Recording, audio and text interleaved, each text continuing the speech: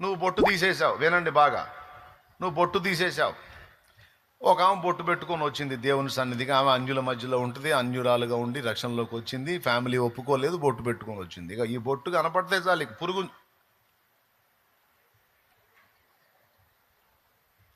వెంటనే ఒక పురుగును చూసినట్టు చూస్తారు.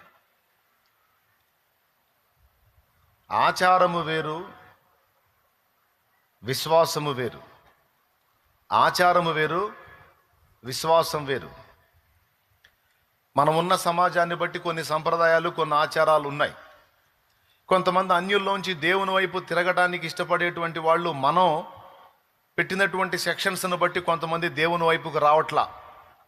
చర్చికి రావాలని, యేసు ప్రభు మాటలు వినాలని, ఆ పాటలు వినాలని, నేను కూడా ఆయన బిడ్డగా నడవాలని నాకు ఆశ ఉందన్నా. కానీ నా కుటుంబం ఇంకా నా కుటుంబం దేవుణ్ణి తెలుసుకోలేదు. నేనే ఈ మధ్యకాలంలో కొంచెం ఆ మాటలకి చెవి పెట్టాను. నాకు రావాలని ఉంది, కానీ రాగానే ముందు బొట్టు తీసేయాలి, గాజులు తీసేయాలి, కలర్ బట్ట కట్టడం తీసేయాలి, మంగళసూత్రం తీసేయాలి, తెల్ల బట్ట కట్టుకోవాలి. మరి మా ఆచారం ప్రకారం ఏమో ముండమోపళ్ళే తెల్ల బట్ట కడతారన్నా. భర్తను కోల్పోయిన వాళ్ళు ఈ బొట్టు తీసేస్తారు, గాజులు తీసేస్తారు, పూలు తీసేస్తారు, మంగళసూత్రం తీసేస్తారు, కలర్ బట్ట తీసేస్తారు, తెల్ల బట్ట వాళ్ళు కట్టుకుంటారు. ఎందుకంటే భర్తను కోల్పోయి వైధవ్య ప్రాప్తి పొందింది విధవరాలు అని. మరి ఇప్పుడు మీరు చెప్పిన ప్రకారం అన్నీ తీసేసి ఆ తెల్ల బట్ట కట్టుకొని తిరుగుతూ ఉంటే మీరేమో పరిశుద్ధరాలు అంటారు, మా సమాజం ఏమో విధవరాలు అంటారు. అందుకే దీనికి భయపడే నేను తెగించి అడుగేయలేకపోతున్నాను అని అన్నవాళ్ళు ఉన్నారు. ఎక్కడ దాకేందుకు, నా ఫ్యామిలీలోనే అలాంటి ప్రశ్న ఏర్పడింది అనుకో. నేను చెప్పిన సమాధానం ఏంటో తెలుసా? మెళ్ళలో ఉన్నటువంటి మంగళసూత్రం తీసేయమని నా భార్యకి నేను చెప్పలా. బొట్టు తీసేయమని చెప్పలా. ఈ సూత్రం దేనికో లాజిక్ తెలుసు నాకు, ఈ బొట్టు దేనికో తెలుసు, ఎందుకంటే చదివి ఉన్నాను కాబట్టి. దాని మూలాలు నాకు తెలుసు. బొట్టు ఎందుకు తీసేసింది అంటే, అసలు బొట్టు పెట్టుకున్న కారణం పరమాత్మ వచ్చి రక్తం చిందించేదానికి సాదృశ్యంగా బొట్టు. ఆ రక్తం ఎవరు చిందించారో తెలుసు. ఆ పరమాత్మని ఇప్పుడు మనం కలుసుకున్నాం గనక, అసలు రక్తాన్నే మనం ఆశ్రయించాం గనక ఇక రక్తపు గురుతైనటువంటి దీంతో నిమిత్తం లేదు అని కొంతమంది తీసేస్తారు. అర్థమైందా? నుదుటి బొట్టు, ఎర్ర బొట్టు దేనికి గుర్తు? ఇంటికి రక్తపు గుర్తులు దేనికి గుర్తు? ఆర్యులర్పించినటువంటి జంతు బలులు దేనికి గుర్తు? అంటే రక్తము చిందించుట ద్వారా రక్షణ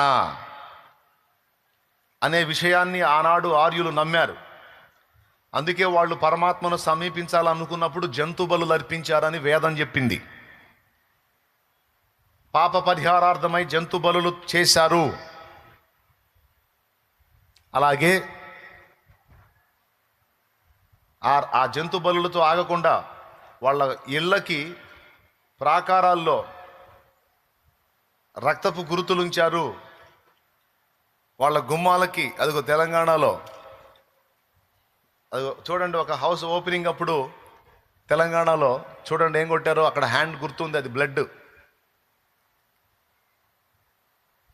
కనబడుతుందా? నా ఫోటో పక్కన ఉంది చూడండి, రక్తపు గుర్తు.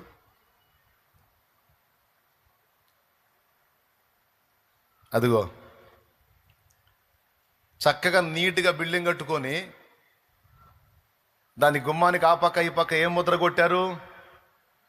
జంతువుల రక్తాన్ని చేతులతో అద్ది ఆ గుర్తు కొట్టాడు. ఎందుకు కొట్టాడు అంటే, రక్తము ఏ గుమ్మాల మీద కనపడిద్దో కీడు అనేది ఆ ఇల్లు దాటిపోయిద్ది అని అర్థం. వాళ్ళు పెట్టుకున్న సూచన. అంటే రక్తముతోనే రక్షణ, రక్తముతోనే కీడును తప్పించుకోగలం. కాబట్టి ఆ పాప పరిహారం కావాలంటే రక్తం చిందించబడాలి. ఇల్లు క్షేమంగా ఉండాలి, కీడు ప్రవేశించకుండా ఉండాలంటే రక్తపు గుర్తులు ఉండాలి. ఒళ్ళు కూడా రక్షింపబడాలి, కీడులో పడకుండా ఉండాలంటే ఒంటి మీద కూడా రక్తపు గురుతు, రక్తవర్ణమైన సింధూరం. కాబట్టి అది దేనికి గుర్తు? రక్తానికి గుర్తు. ఇప్పుడు రకరకాల కలర్లు బొట్లు పెడుతున్నారు, కానీ మన చిన్నప్పటి నుంచి పెట్టిన బొట్టేది తిలకం. తిలకం ఏ రంగులో ఉంటుంది? ఒరిజినల్ బ్లడ్ కలర్ ఉంటుంది. ఎన్నో రంగులు ఉంటే రక్తవర్ణమే ఎందుకు దిద్దుకున్నారు నుదుటన? అట్లా కూడా ఒక సంకేతం ఇస్తున్నారు, రక్తము ద్వారానే పరమాత్మను చేరగలం, ఆమోదం పొందగలం అని. దేవునికి స్తోత్రం కలుగునుగాక. ఇప్పుడు ఈ జంతువుల రక్తం మనిషి పాపాన్ని తీసేసిద్దా? తీసేయలేదు. మరి ఇప్పుడు కంటికి కన్ను, పంటికి పళ్ళు, గొర్రెకు గొర్రె, బర్రెకు బర్రె, మనిషికి మనిషి. మనవాడు ఎవడన్నా హత్య చేశాడు, జైల్లో పడ్డాడు అనుకో, సార్ ఒక బర్రెను తోలుతాను సార్ లోపలికి, మా వాడిని వదలన్నట్టు వదులుతారా? వదలరు. గొర్రెకు గొర్రె, బర్రెకు బర్రె, మనిషికి మనిషే జామీన్ ఇవ్వాలి. అవునా? మనిషికి మనిషే ఉత్తరవాదిగా ఉండాలి, అప్పుడు వదులుతారు, లేకపోతే వదలరు. అలాగే ఈ మనుషులందరి పాపముల కొరకు, మన పాపానికి పశువు బలైనట్టు, మనందరి పాపముల కొరకు లోక పాపములని మోసుకొని పోవడానికి దేవుని గొర్రెపిల్లగా యేసయ్యే వస్తాడు. ఆయన మనందరి పాపముల కొరకు ఆ శిలువలో ప్రాణం పెడతాడు. ఆయన రక్తం కారుస్తాడు. ఆ రక్తమునందు విశ్వాసం ఉంచిన వారందరూ నిత్య జీవాన్ని స్వతంత్రించుకుంటారు. వదకు తేబడిన గొర్రె మౌనముగా కసాయివాని ఎదుట ఉన్నట్టు యేసయ్య చూడండి మౌనం వహించాడు. అక్కడ లోక పాపములని మోసుకొని పోవడానికి వచ్చిన దేవుని గొర్రెపిల్ల, ఒక గొర్రె తనను హింసిస్తుంటే ఎలా మౌనంగా ఉంటుందో, యేసయ్య ఒక తిరుగుబాటు చేయలేదు, ఆయన మౌనంగా సహించాడు. ఆ దెబ్బలన్నీ ఎవరివో తెలుసా? ఇదిగో నీ చేతులతో నువ్వు చేసిన పాతకాల కనుక ఆయన చేతులు అప్పగించాడు. ఆ చేతుల్లో శీలలు కొట్టబడ్డాయి. నువ్వు నేను కాళ్లతో నడిచిన చెడు నడతకు ఆయన పాదాలు అప్పగించాడు. ఆ పాదాలకు శీల కొట్టబడింది. మనం తలలో ఆలోచించిన తప్పుడు ఆలోచనలకు కనుక ఆయన తల అప్పగించబడింది, అది ముళ్ళ చేత గుచ్చబడింది. మన సర్వ శరీరంతో మనం చేసిన పాతకాలకి ఇందాక మీరు చూశారు, ఆయన శరీరాన్ని అప్పగించాడు. ఆ శరీరము నాగలి సాళ్ల వలె దున్నబడింది. అంటే దీన్ని ఒక మాటలో చెప్పాలంటే, పిల్లలు చేసిన తప్పుకి తండ్రి ఆ శిక్ష తన మీద వేసుకొని ప్రాయశ్చిత్త బలి అయినట్టు, ఇటు పక్క తప్పుకు శిక్ష పడింది, తప్పు చేసిన పిల్లలు తప్పు దిద్దుకొని బ్రతకడానికి తప్పించుకునే ఛాన్స్ కూడా దొరికింది. ఈ రెండు జరగటానికి దేవుడే మనుషుడిగా వచ్చి ప్రాణం పెట్టాల్సి వచ్చింది. నా ప్రభు ఆ పని చేయకపోతే నీకు నాకు నిత్య జీవం చేరే దారే లేదు. ఇది సత్యం. వేదం చెప్పినది అదే, బైబిల్ చెప్పినది అదే. దేవునికి స్తోత్రం కలుగునుగాక. అర్థమైందా? వాళ్ళు రక్తము ద్వారానే రక్షణ, మనం కూడా రక్తము ద్వారానే. అది మనమేమో యేసు రక్తం తెలుసుకున్నాం కనుక, యేసు నామం తెలుసు కాబట్టి డైరెక్ట్గా ఆయనకే ప్రార్థన చేస్తున్నాం. వాళ్ళకి నామం తెలియదు కాబట్టి గురుతులు వేసుకొని తిరుగుతున్నారు ఇప్పటికి కూడా. ఇప్పుడు మనం చెబుతుంది ఏంటంటే, నుదుటన పెట్టుకున్నవే తిలక వర్ణం, రక్తవర్ణం, అది యేసు రక్తాన్నే సూచిస్తుంది. అదిగో నీ కొరకు ఆ రక్తం చిందించబడింది కనుక నుదుటన పెట్టుకున్న దాంతో కాదు, నువ్వు ఆశ్రయించాల్సింది యేసు రక్తాన్ని చూపిస్తున్నాం.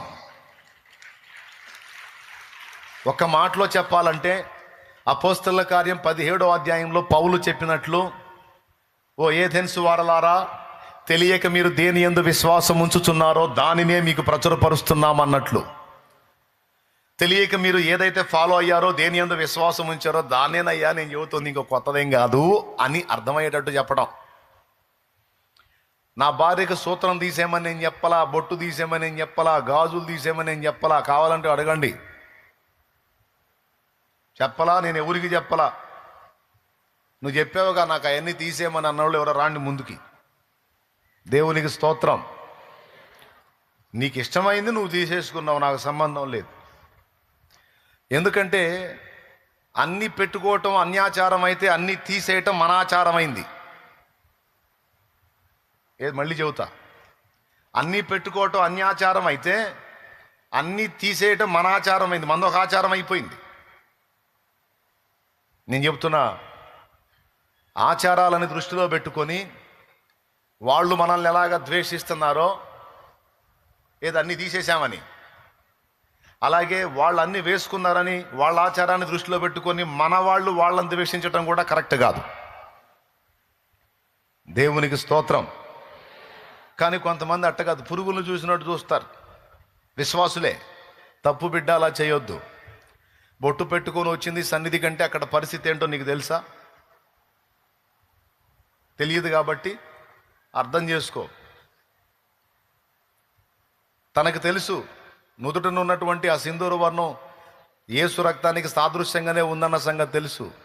యేసు రక్తాన్ని ఆశ్రయించాలని తెలుసు. కానీ తన సమాజం ఇంకా రక్షణలోనికి రాలా, తన ఇరుగు పొరుగుల రక్షణలోకి రాలా, తన ఇంటివారు రక్షణలోనికి రాలా. బొట్టు తీసేయమన్నారు, గాజులు తీసేయమన్నారు, సూత్రం తీసేయమన్నారు, ఇట్లా మాటలు చెప్తున్నారు కనుక మాకు చర్చికి రాబుద్ధి కావటల్లా. అలాంటి ఆచారాలు లేకపోతే చక్కగా మేము కూడా వచ్చి ఆ యేసు ప్రభుని సేవిస్తామంటే సంతోషంగా రమ్మని చాలామందిని ఆహ్వానించాను నేను. పెట్టుకో, ఒకటి కాదు 2 పెట్టుకో, 3 పెట్టుకో, రా, సత్యం తెలుసుకో, స్వతంత్రురాలు అవుతావు, స్వతంత్రుడు అవుతావు. 2 కాబట్టి 4 వేసుకో గాజులు, ఏమైంది?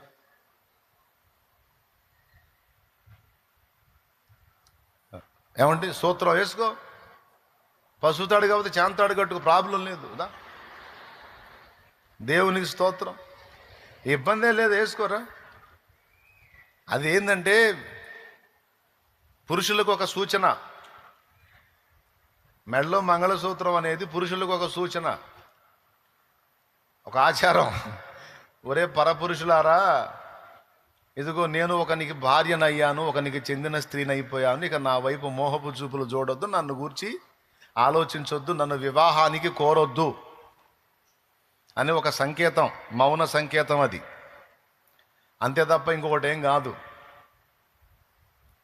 కాబట్టి ఇక్కడ ఉన్నవాళ్ళు కానీ లైవ్లో వినేవాళ్ళు కానీ, నీకు పాసిబిలిటీ ఉండి నీకు ఏ ఇబ్బంది లేకపోతే, నీకు అది బరువు అనిపిస్తే తీసేసుకో, నాకు సంబంధం లేదు.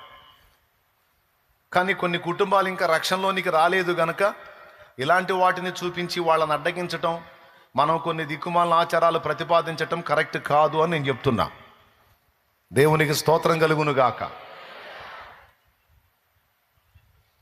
మరి అట్లయితే విగ్రహార్పితం కూడా తినొచ్చుగా అంటారేమో. అది వేరు, మళ్ళా అది విశ్వాసానికి సంబంధించింది. అది విశ్వాసానికి సంబంధించింది. విశ్వాసం వేరు, ఆచారం అది. పంజాబ్ వాళ్ళు పంజాబ్ డ్రెస్ వేసుకుంటారు, అది వాళ్ళ ఆచారం. ఆంధ్రప్రదేశ్ వాళ్ళు చీర కట్టుకుంటారు, ఇది మన ఆచారం. ఇప్పుడు మన పంజాబ్ వాళ్ళు మన చీర కట్టుతున్నారు, మనం కూడా పంజాబ్ డ్రెస్ వేసుకుంటున్నాం. దేవునికి స్తోత్రం. ఏమండి, నడుస్తుంది అట్లా ఇట్లా. కానీ ఆచారం అయితే ఏది మెయిన్? పంజాబ్ వాళ్ళు ఏం కడతారు?